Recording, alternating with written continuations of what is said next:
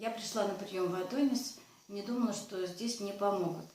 После гриппа почти 3 месяца у меня был сухой кашель на фоне хронического бронхита.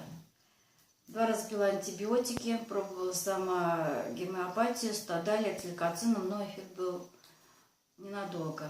Здесь провели диагностику, проверили весь организм, выдали кучу заключений, но главное, мне выписали особые препараты, подобранные специально для меня. Вот, я перестала кашлять. Спасибо доктору.